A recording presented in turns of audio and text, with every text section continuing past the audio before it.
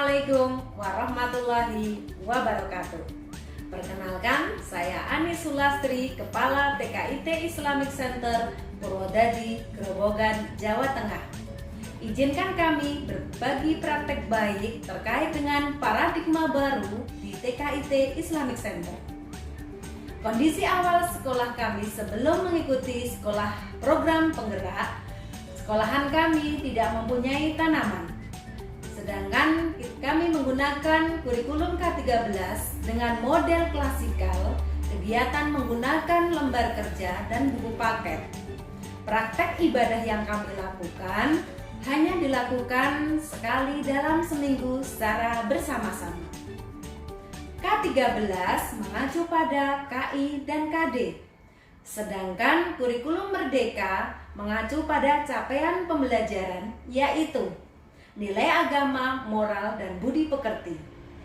Selanjutnya, jati diri dan literasi dasar STEM, sains, teknologi, engineering, art, dan matematik. Tantangan yang kami hadapi dalam paradigma baru yang pertama, merubah mindset guru sebagai landasan awal, karena itu sebagai ruh IKM, implementasi kurikulum Merdeka. Dengan sering mengadakan komunikasi dengan forum diskusi dan curah pendapat, itu yang bisa kami lakukan. Yang kedua, yaitu 4C. Communication, kolaborasi, kerjasama, kreatif, dan berpikir kritis. Yang ketiga, 4 kompetensi guru untuk menghadapi generasi Z. Kompetensi pedagogik yang terkait dengan pengondisian kelas dan mengenal karakteristik peserta didik. Yang kedua, kompetensi profesional, yaitu penguasaan materi, teknologi yang mendukung proses pembelajaran. Yang ketiga, kompetensi kepribadian yang berkaitan dengan personal seorang guru, di antaranya supel, jujur, sabar, empati, dan ikhlas. Yang keempat, yaitu kompetensi sosial, sikap komunikasi, perilaku seorang guru di lingkungan sekolah maupun di luar sekolah. Itulah yang sebagai tantangan kita untuk melaksanakan paradigma baru di TKIT Islamic Center. Dalam melaksanakan paradigma baru di TKIT Islamic Center, kita menerapkan 5 prinsip. Yang pertama, pembelajaran direncanakan dengan mempertimbangkan tahap perkembangan dan tingkat pencapaian peserta didik saat itu, sesuai dengan kebutuhan belajar, serta mencerminkan karakteristik dan perkembangan yang beragam. Yang kedua, pembelajaran dirancang dan dilaksanakan untuk membangun kapasitas belajar sepanjang hayat. Yang ketiga, proses pembelajaran mendukung perkembangan kompetensi dan karakter peserta didik secara holistik.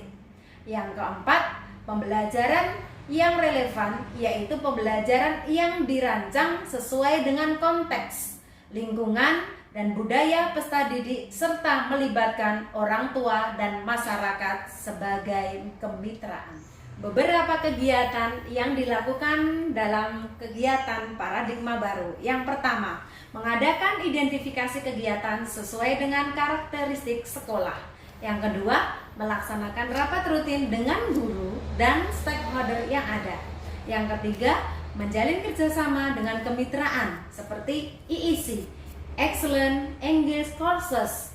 Kemudian dengan tim kesehatan yang ada di puskesmas maupun rumah sakit. Dan kita bekerja sama dengan Ikatan Dongeng Anak Grobogan. Yang terakhir, kita mengadakan evaluasi secara rutin dan berkelanjutan. Ada 9 topik yang kami lakukan dalam paradigma baru.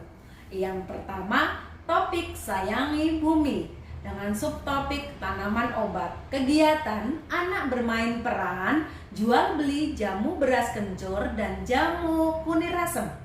Yang kedua, topik sayangi bumi, subtopiknya tanaman obat dengan kegiatan menanam tanaman kunyit dan menanam tanaman kencur. Yang ketiga, topik sayangi bumi, subtopiknya tanaman buah dengan kegiatannya membuat jus jambu.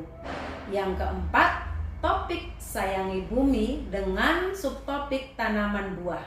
Kegiatannya anak membuat sate buah dari buah mangga, buah semangka, dan buah anggur. Topik kelima yaitu topik negaraku Indonesia, subtopik bendera Indonesia dengan kegiatan membuat bendera dari roti tawar dan selai stroberi. Yang keenam, topik negaraku Indonesia dengan subtopik Presiden Indonesia, yaitu kegiatannya membuat istana presiden. Kemudian yang ketujuh, detektif sampah. Subtopiknya memanfaatkan sampah organik, yaitu kita membuat mahkota dari daun. Yang kedelapan, detektif sampah dengan subtopiknya membuat tempat sampah dari galon bekas. Yang kesembilan, topik detektif sampah, subtopiknya memanfaatkan sampah anorganik dengan membuat figura dari stik es krim. Refleksi pembelajaran paradigma baru yang kami terapkan di TKIT Islamic Center. Yang pertama, sekolah menjadi indah dengan tanaman bunga yang dikumpulkan anak-anak dengan program Green School.